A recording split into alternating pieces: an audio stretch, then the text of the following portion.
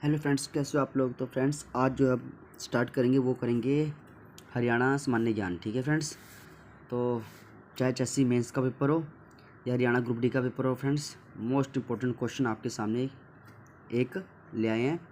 अब इसको जो है रिवीजन करेंगे। पहला क्वेश्चन देखिए, चंद्रगुप्त मौर्य कौन था? आंसर है अशोक का दादा।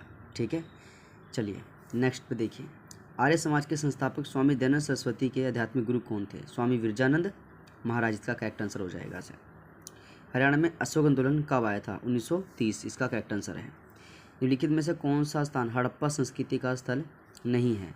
तो फरीदाबाद यहाँ पे इसका करेक्ट आंसर कर दो, क्योंकि फ्रेंड्स राखीगढ़ी, बनावली, दौलतपुर ये हड़प्पा के ही एक पार्ट है, लेकिन फरीदाबाद एक जिला है फ्रेंड्स।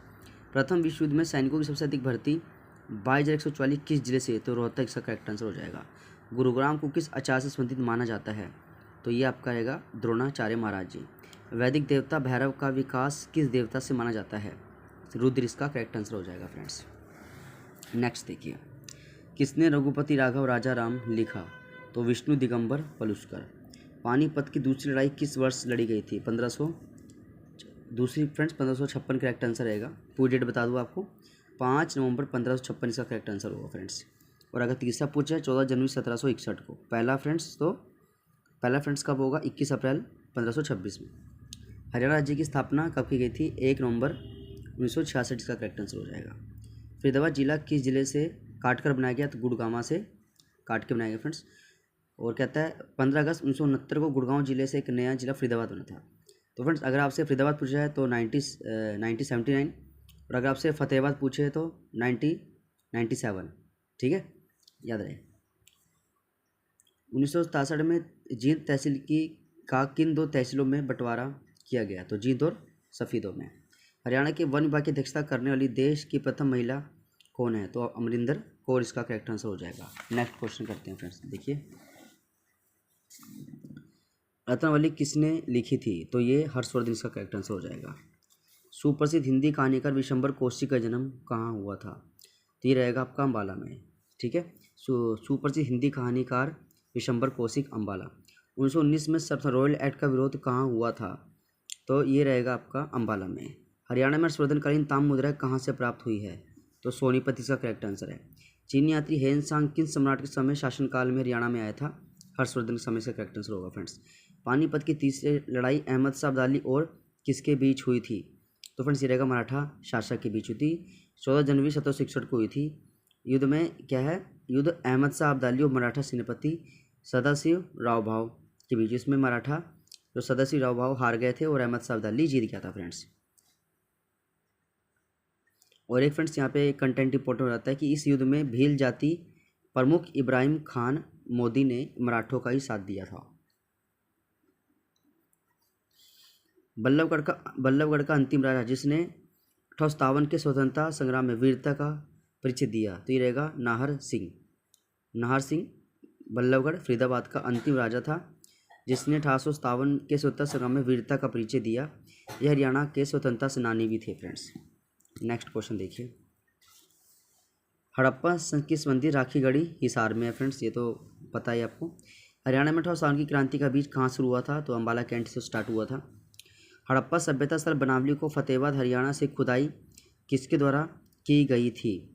तो RS बिष्ट इसका करेक्ट आंसर हो जाएगा 1974 में। औरंगजेब के शासनकाल के दौरान 1669 में धार्मिक नीति के विरोध में निम्न में से कौन सा विद्रोह हुआ था? तो ये रहेगा आपका जाट का विद्रोह, इसका करेक्ट आंसर है फ्रेंड्स।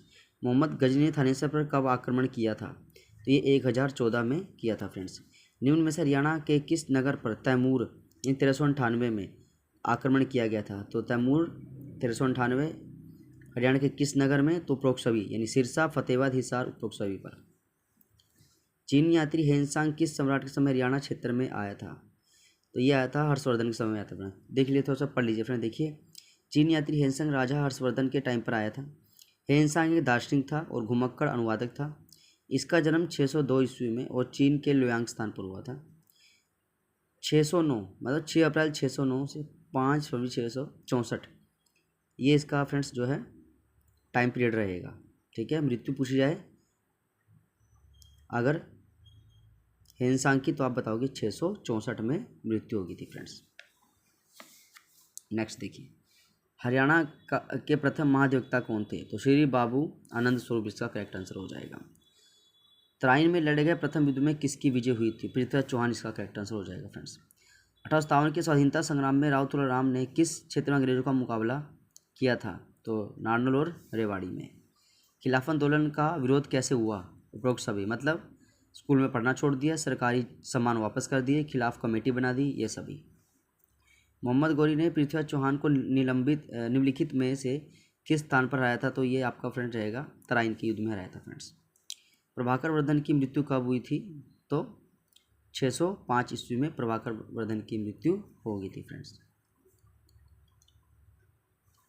देखिए फ्रेंड्स, ये कहते हैं 605 में प्रभाकर वर्धन की मृत्यु हो गई, 590 में हर्षवर्धन का जन्म हुआ और 606 में हर्षवर्धन राजा बन गए। नेक्स्ट देखिए, राजश्री की शादी किसके साथ हुई थी? तो ये रहेगा ग्रहवर्मा। बोधि वृक्ष किसने कटवा दिया? तो शशांक इसका करेक्ट आंसर हो जाएगा फ्रेंड्स। बाण भट्ट की रचना क्या थी? तो हर्षचरित और कादम्बरी। हर्षवर्धन कुंभ के मेले की शुरुआत हर्षवर्धन ने की थी फ्रेंड्स। हेनसांग की पुस्तक सीयू की। यात्री का राजकुमार किसे कहा गया है? तो ये हेनसांग को कहा गया फ्रेंड्स। थोड़ा सा फ्रेंड्स को पढ़ लीजिए, देखिए क्या कहता है।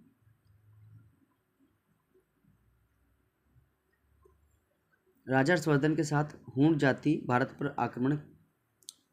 राजा हर्षवर्धन के साथ हूण जाति ने भारत पर आक्रमण किया था।